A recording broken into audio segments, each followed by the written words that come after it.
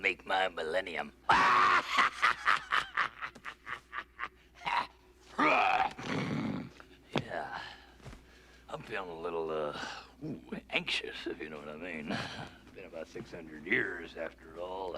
I wonder where a guy, an everyday Joe like myself, could find a little action. Bye. Yeah.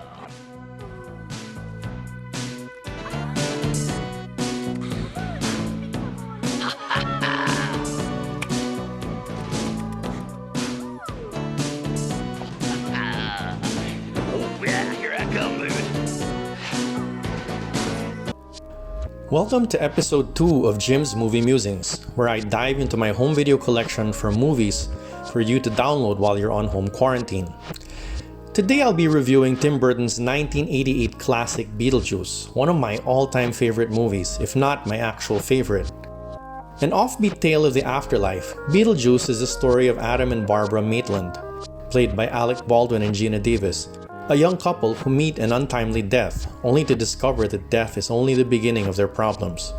Trapped in the house they owned when they were alive, they must now put up with its new occupants, real estate broker Charles Dietz, played by Jeffrey Jones, his pretentious wife Delia, played by Catherine O'Hara, and his goth girl daughter, played by Winona Ryder. When the disruption of the Dietzes, particularly Delia, becomes too much for the Maitlands to bear, they find themselves with only 3 choices: drive the Dietzes out themselves, learn to live with them, or hire the mysterious, self-proclaimed bio-exorcist Beetlejuice, played by Michael Keaton, to get rid of the Dietzes for them. That third choice may be the best or the very worst of all 3.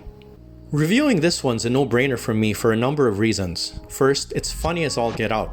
Second, it features a riotous, career-defining performance by Michael Keaton, and really fun performances by Winona Ryder, Geena Davis, Alec Baldwin, and Catherine O'Hara, among others. Also, it's old. 32 years old by now. So I figure enough people have forgotten about it for it to be considered obscure. Also, it features Tim Burton in top form, back when he was still ultra quirky and way before turkeys like his Planet of the Apes remake or his awful Alice in Wonderland adaptation. Since it was made in 1988 on a relatively small budget, there's not even a hint of computer-generated imagery to be found. All of the visual effects here are either practical makeup and props or some good old rough-and-tumble stop-motion photography. Sure, it's visibly low-tech in a Ray Harryhausen kind of way, but in the context of this movie, it works like a charm. There is some stuff that flew over my head as a kid that I came to appreciate more as I got older, like Burton's imagining of the afterlife as a bureaucracy, for example. Even as a 13-year-old though, I found a lot to love about this movie. I loved the kooky art direction and costume design, and Danny Elfman's wacky score. And dang, that Harry Belafonte scene is one for the ages. Here's a clip.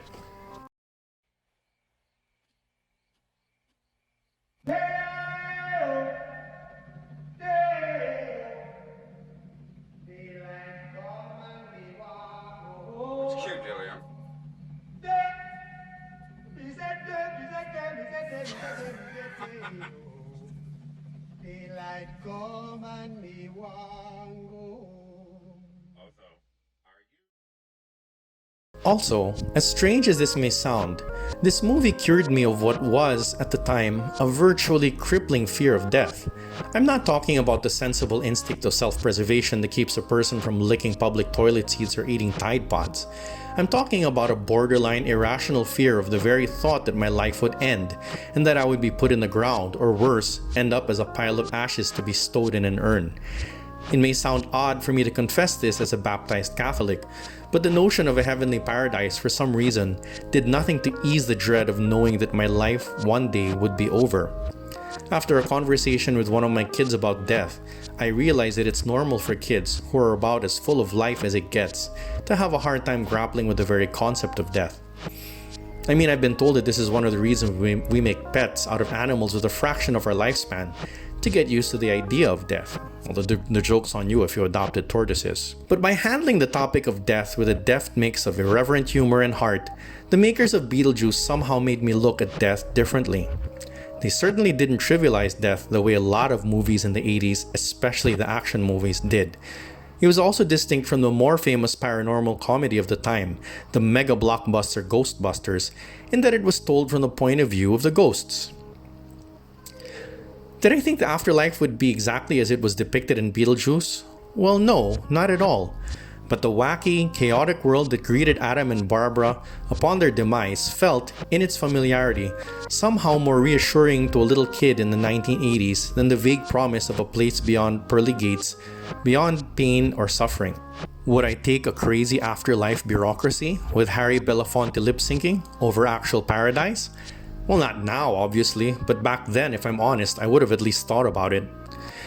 This movie is slightly dated by some visual and other storytelling cues here and there, but my bias notwithstanding, I will argue it's aged pretty darn well for a 32-year-old movie.